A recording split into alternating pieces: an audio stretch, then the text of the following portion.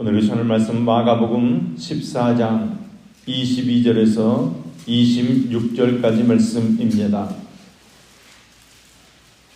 신약성경 79쪽입니다. 마가복음 14장 22절에서 26절까지의 말씀입니다.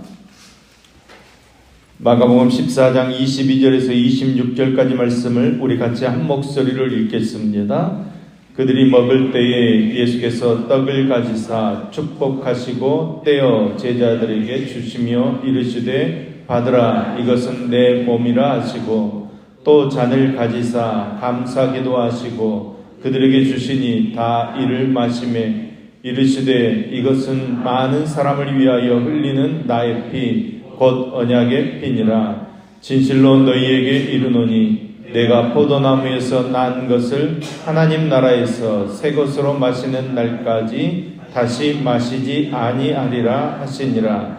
이에 그들이 찬미하고 감람산으로 가니라. 아멘. 아멘. 오늘은 마가복음 13장 14장 말씀을 통해 하나님께서 주시는 은혜를 함께 나누겠습니다. 마가복음 13장은 예루살렘 성의 멸망과 시대의 종말에 관한 예언 및 교훈을 내용으로 하고 있는 감람산 광화라고 불리는 부분입니다. 이는 마태복음 24장과 병행되는 부분으로 종말에 관한 예언을 집중적으로 제시하고 있습니다. 그러하기에 마태복음 24장과 함께 소계시록이라고 불리는 부분입니다. 이 감람산 광화는 1차적으로는 죽음과 부활, 승천으로 이어지는 그 과정 이후에 당신의 부재시에 닥쳐올 상황들에 대비해서 예수님께서 제자들에게 들려주시는 예언의 말씀입니다. 하지만 이 말씀은 궁극적으로 예수님의 초림과 재림의 그 중간 시대, 즉 예수님의 제2의 부재 시기에 안에 살고 있는 우리 모두에게 주시는 예수님의 계시와 교훈의 말씀입니다. 예수님의 강화는 먼저 1절과 2절에서 예루살렘에 대한 파괴의 예언으로부터 시작되어집니다.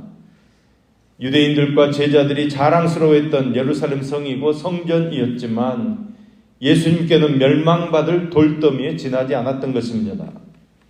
성전의 화려한 외관 속에는 인간의 욕망이 가득했습니다.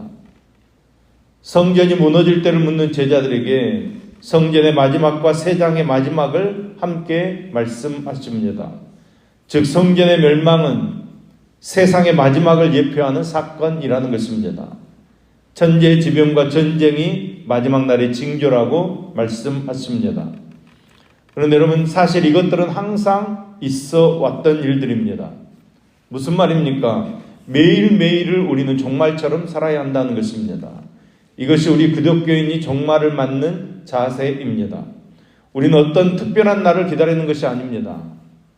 하루하루를 또 시간시간을 종말로 여기며 최선을 다해 살아가는 것입니다. 복음이 만국에 전파되어야 끝이 온다는 것은 예수님의 초림과 재림 사이의 기간이 온 세상에 복음이 전파되는 은혜의 시간이라는 것을 알려주는 것입니다. 그 은혜의 시간에 우리도 은혜를 받아 구원받게 되는 것입니다. 마지막 날을 준비하는 성도의 사명은 그러니까 땅끝까지 가서 복음을 증거해야 합니다. 오늘 본문의 강조점은 시기에 있지 않습니다. 언제냐 그것이 중요한 것이 아니라 주의하여 깨어 있음에 있다는 것입니다.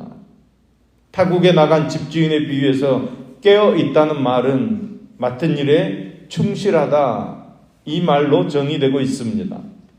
따라서 오늘 본문의 강조점은 다시 오실 주님을 소망 중에 기다리며 현재 우리에게 맡겨진 삶을 사명으로 잘 감당해 내는 것입니다.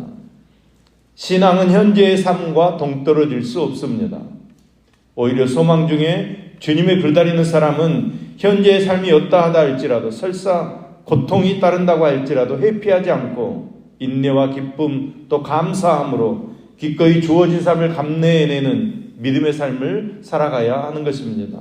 오늘도 저와 여러분이 어떤 형편에서 어떤 상황 가운데서 삶을 살아야 할지 모르지만 여러분 그 삶을 믿음으로 감당하는 저와 여러분 되기를 소망합니다.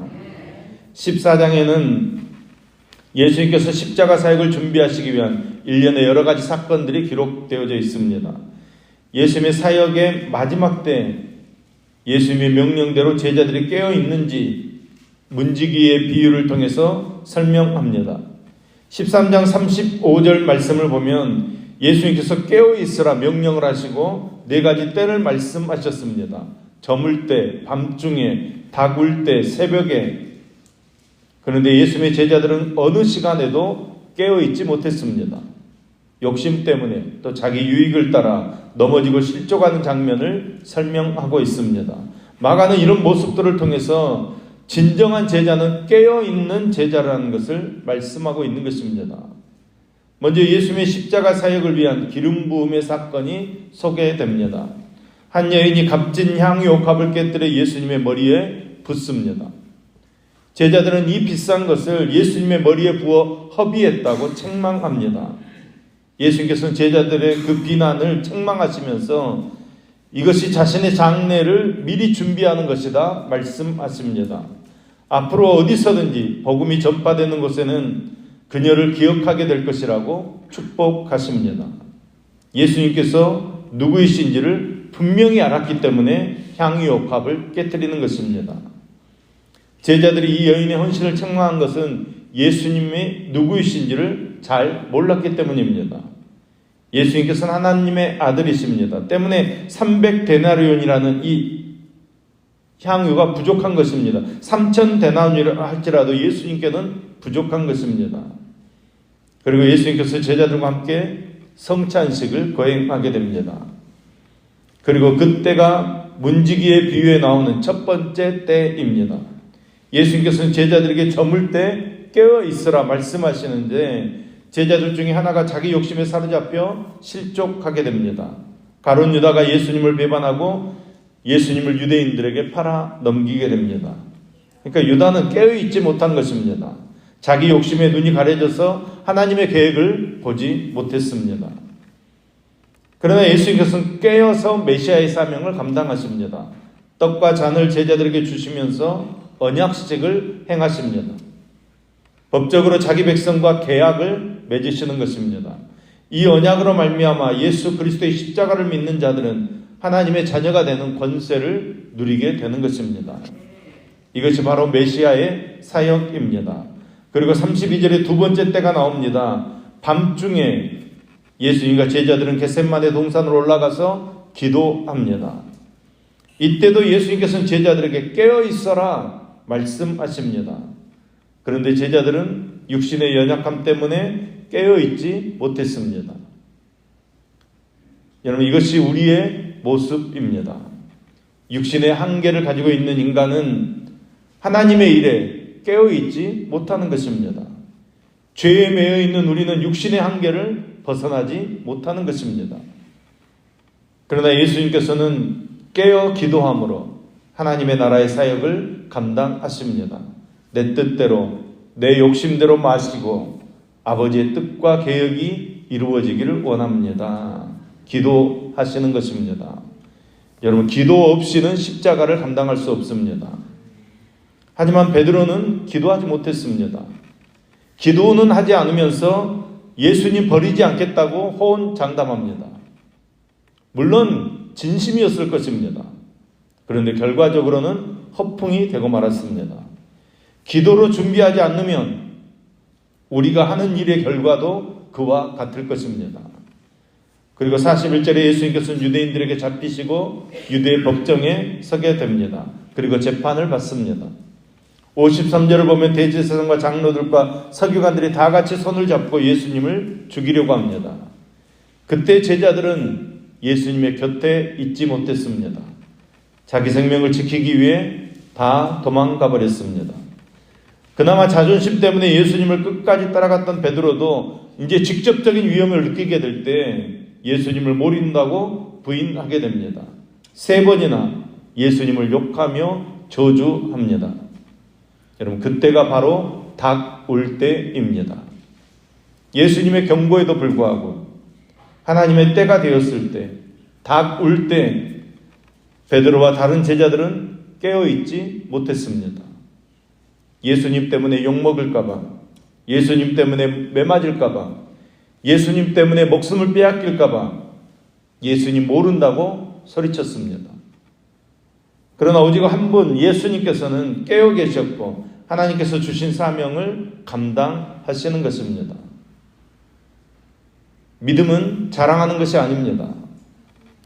우리 중 그 누구도 자신의 믿음이 크다고 자랑할 수 없습니다. 믿음이 자랑거리가 되면 믿음은 반드시 허세로 이어집니다. 믿음은 겸손히 나의 연약함을 인정하는 것입니다. 나의 죄와 허물이 많음을 인정하고 내 결단과 내 의지가 연약함을 인정하고 내 육신의 한계와 연약함을 인정하는 것이 믿음입니다. 오늘도 우리의 삶에서 우리의 믿음 없음을 인정하는 저와 여러분 되기를 소망합니다. 우리의 믿음 없음을 인정하시고 오직 예수님만 붙잡고 예수님만 따르는 저와 여러분 되기를 소망합니다. 여러분, 그 길은 기도로 준비하는 길입니다. 우리가 깨어 기도하는 저와 여러분 되기를 소망합니다. 오늘도 예수님께서 우리에게 믿음이 있는지 없는지를 보시는데 기도하는가 그것으로 보신다는 것입니다.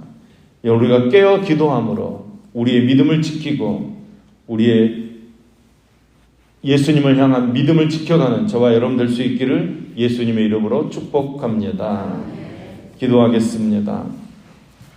하나님 아버지, 나의 유익을 위한 어떤 요구도 없는 순전한 감사와 사랑으로 드려진 자로, 깨트려진 삶으로, 거룩한 낭비자로 믿음으로 살아가도록 우리를 붙잡아 주시옵소서. 순전함과 진실함으로 자신을 주셨던 그 예수님의 모습을 우리가 기억하게 하시고 우리도 깨끗함으로 거룩함으로 주님 앞에 드려지는 믿음의 삶이 되어지도록 축복해 주시옵소서. 주님의 제자라고 자부하면서 유다처럼 돈과 물질에 눈이 어두워 주님을 배반하는 자 되지 않도록 주님 우리를 붙잡아 주시옵소서. 베드로나 다른 제자들처럼 내 것 아까워, 내 목숨 아까워 주님을 모른다고 하는 어리석은 자리에 서지 않도록 주님 우리를 붙잡아 주시옵소서. 겟세마네로 향하시는 그 주님의 걸음을 뒤따르는 이 땅의 교회가 되게 하여 주시옵소서. 겟세마네에서 기도하셨던 그 주님의 기도가 우리의 기도가 되게 하여 주시옵소서. 그래야 이 땅에 참된 하나님의 나라가 임하게 되는 통로로 쓰임받는 교회 되게 하여 주시옵소서. 말만 앞세웠던 베드로를 비롯한 제자들의 그 허세 떠는 모습이 사실은 우리의 믿음의 실상입니다. 눈에 보이는 것, 좋아하는 것, 우리는 우리의 믿음과 우리의 열심이 인정받고 드러나기를 좋아합니다. 주님, 이러한 우리의 연약한 믿음과 어리석음을 용서하여 주시옵소서.